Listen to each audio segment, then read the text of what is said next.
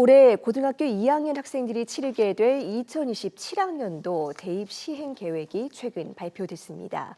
관심을 모았던 의과대학 모집 인원이 일단 증원 2,000명을 반영한 5,058명의 기준으로 발표됐는데 올해에 이어서 변경 가능성이 큰 만큼 수험생 혼란도 예상됩니다. 이 수시 모집 비율도 처음으로 80%를 넘는 등 주목할 만한 변화들이 있는데요. 먼저 영상부터 보고 오겠습니다.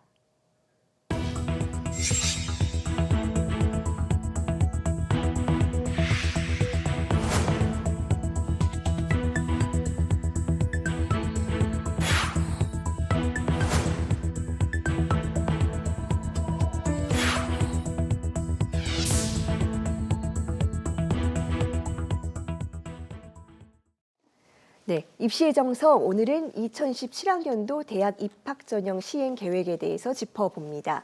경기 남양주 다산고등학교 조만기 선생님과 함께합니다. 선생님 어서 오세요. 안녕하세요. 네, 고등학교 2학년 학생들이 치르게 돼 대입 윤곽이 공개된 거죠. 전반적인 내용 어땠습니까?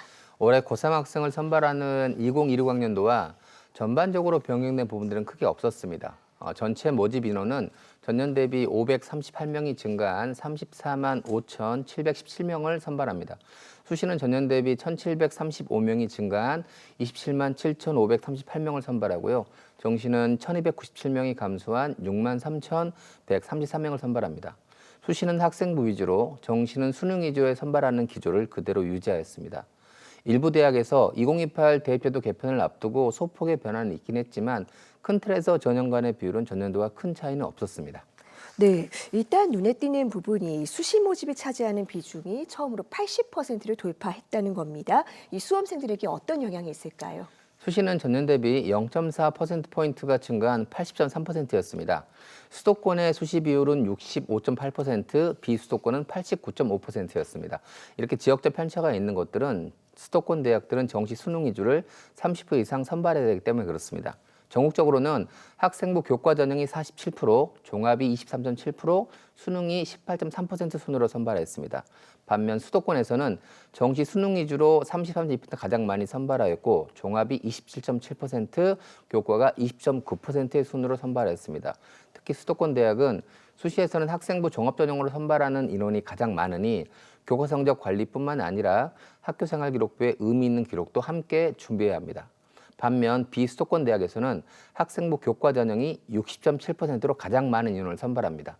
따라서 상위권 대학교에서 요구하고 있는 수능 최저 기준을 충족하기 위한 노력들이 필요하겠습니다.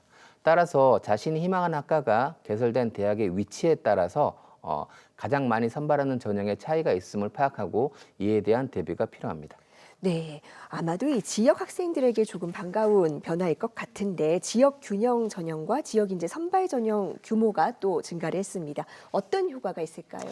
대학들은 의무로 선발해야 되는 전형의 비율들이 정해져 있습니다. 교육 환경에서 불평등한 부분들을 해소하기 위해서 특별한 지원 자격을 가진 수험생들을 선발하는 사회통합 기여의 균형 전형을 10% 선발해야 됩니다. 37,324명이 선발됩니다. 수도권에 있는 대학들은 지역적으로 고른 합격생의 분포를 유지하기 위해서 지역균형 선발 전형을 학생부 교과 전형으로 10% 이상 선발해야 됩니다. 13,872명입니다. 대부분 수능 최저 기준을 요구하거나 또는 면접을 실시하고 있습니다. 전년도의 입시 결과를 잘 향한다면 지원 전략을 세우는 데 큰 무리는 없을 거라고 생각합니다. 반면 비수도권에 있는 대학들은 지역의 활성화를 위해서 대학 소재지에 위치한 지역의 고등학교 졸업생들을 선발하는 지역인재 전형을 5% 이상 선발해야 됩니다. 27,739명을 선발하는데요.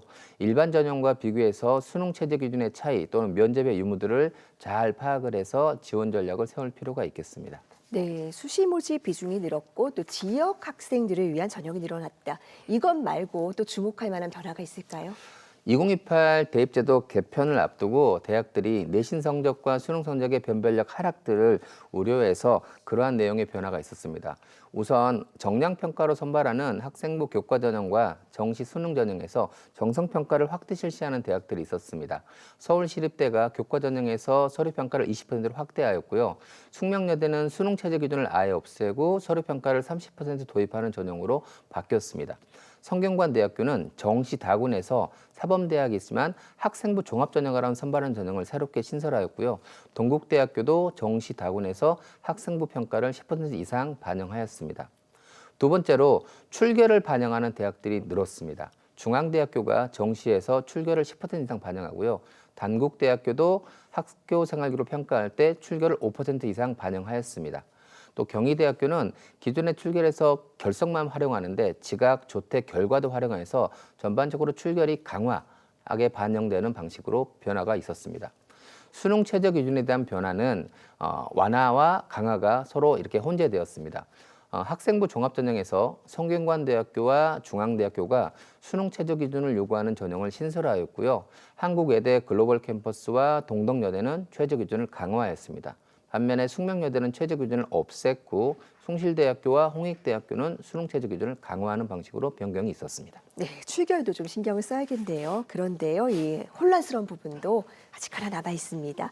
의대 입학 정원 또 언제든 변할 가능성이 있다는 것인데, 자, 지금 고2 학생들 모집 인원이 5,058명 정원을 기준으로 이렇게 선발이 되기로 되어 있는데 올해처럼 줄어들 가능성이 높은 상황입니다. 그렇다면 의대 준비하는 학생들 이 전형 계획에서 집중해서 봐야 될 부분이 있을까요?